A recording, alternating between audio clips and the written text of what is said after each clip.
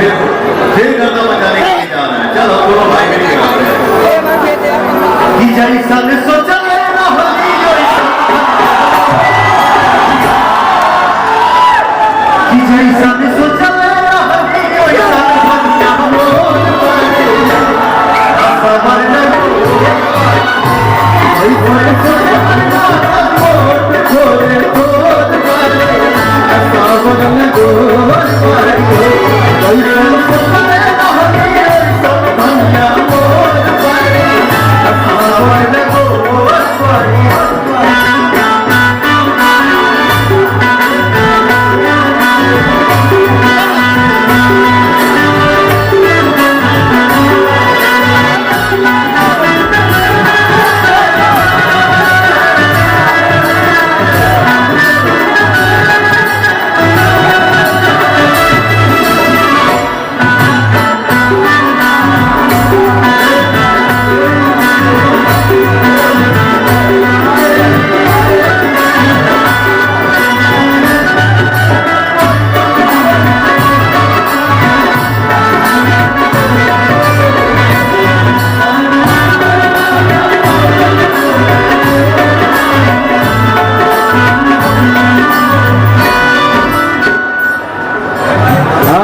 सौभाग्य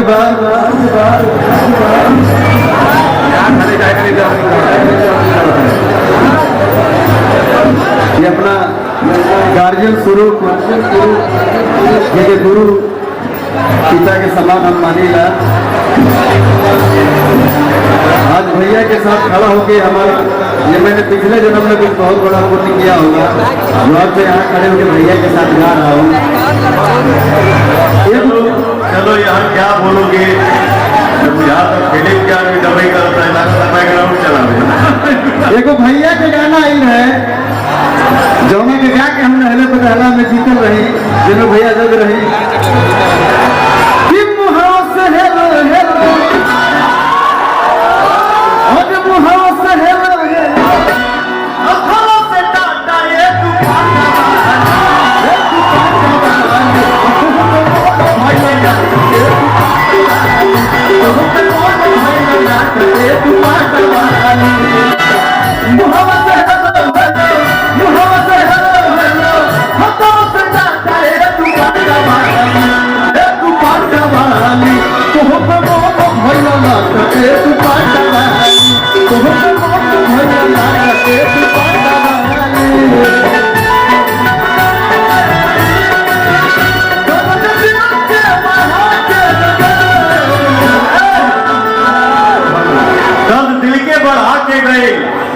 भैया आई ले हिताई में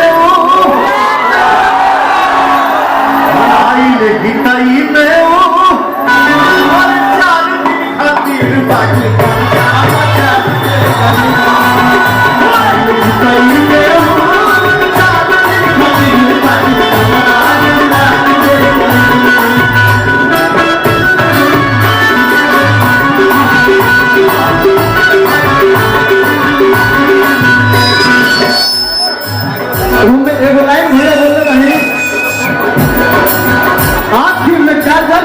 बाल भी खराई के चमकत बिंदिया लीलार को सकाई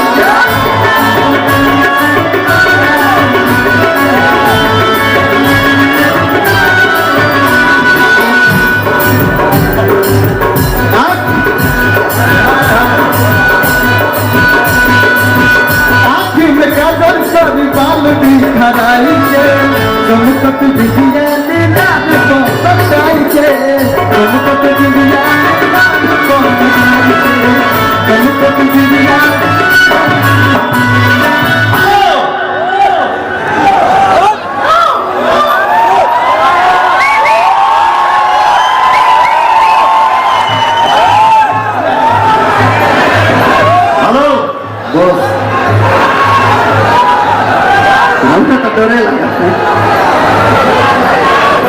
आपने मुझे एक चीज याद दिला दिया। मैं फिल्मों में डायलॉग बोलता हूँ, हमारे भाइयों ने इतना सारा प्यार दिया और देते हैं।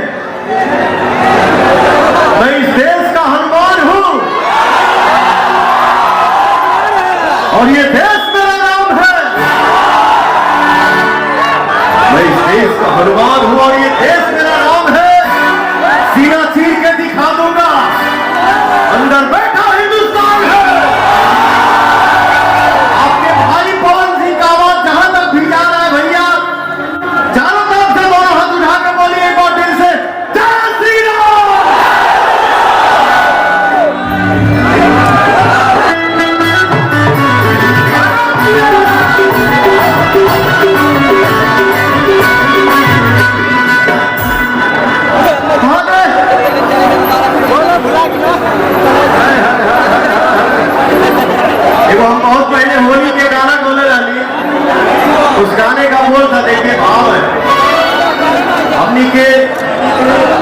कहली सगावा में कि सब रंग काचा सवलिया रंग पाका।